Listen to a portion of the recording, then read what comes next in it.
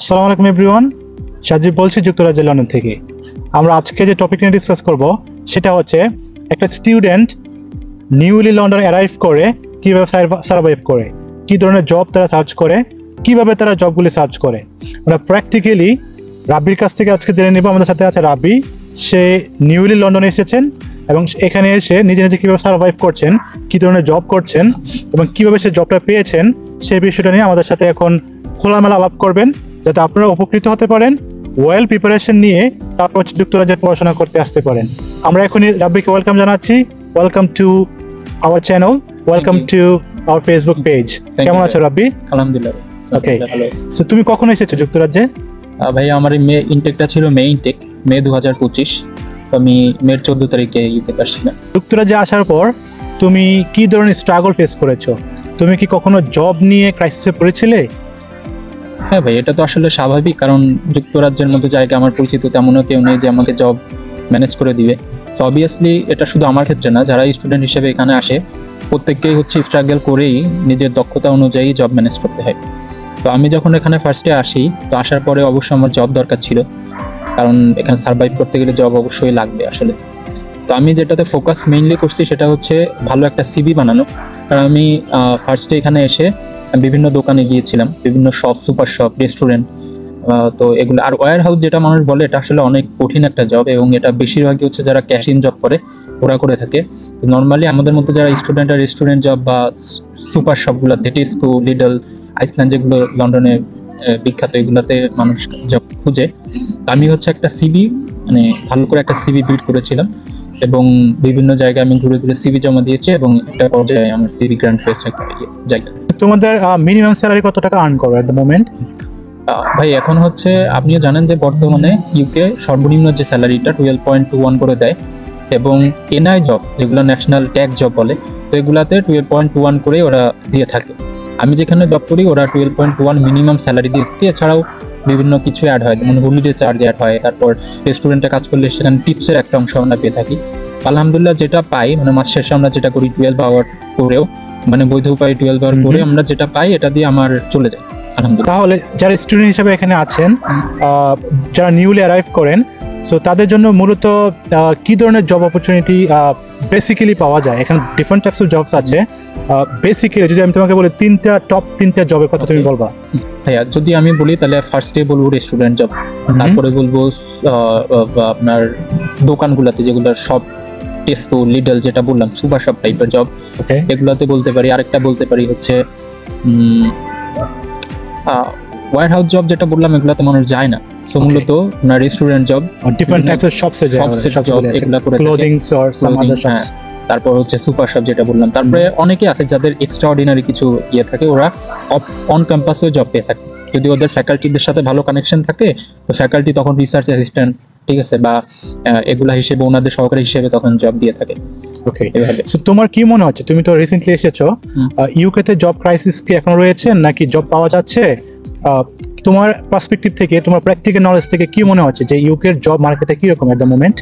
ভাই অনেকেই বলে যে ইউকেতে আসলে জব নিয়ে যাওয়া উচিত না। এটা যদি বলি, সব দেশেই জব আসলে ক্রাইসিস চলতেছে। ফিনল্যান্ডের কথা বলি, ভালো দেশ, ওখানে অনেকে ভিসাও, মানে থাকার পারমিটও পেয়ে যায়। কিন্তু এখন যদি দেখেন ফিনল্যান্ড 100% নাকি জব নেই, এরপরে স্টুডেন্টরা ফিনল্যান্ডে যায়, পছন্দ করে। ইউকের যদি কথা বলি, আমি আসার আগে অনেক এরকম রিউমার শুনছিলাম যে জব গেলে পাবোই না, এবং আলহামদুলিল্লাহ আমি এসে তো 1 মাসের মাথায় আমি যেটা বললাম, ভালো একটা সিভি, একটা প্রপার ওয়েতে আপনাকে অ্যাপ্লাই করতে হবে। এছাড়া তো আপনি প্রপার ওয়েতে অ্যাপ্লাই করতে না পারেন, কেউ কোথাও আপনি জব পাবেন।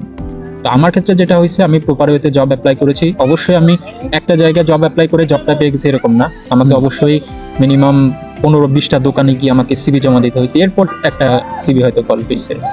তার মানে আমার মতে জব ক্রাইসিস এই কথাটা আসলে সত্য না। ওকে, পাওয়া যায়। এখানে কোনো প্রকারে কোনো লবিং কাজ করে কি জব নেওয়ার জন্য? For example, like if you have some relatives or friends or বড় ভাই যাই বলি আমরা, ওরা কি আমাদেরকে জব ম্যানেজ করে দিতে পারে? এটা অনেক বড় হেল্পফুল হয়।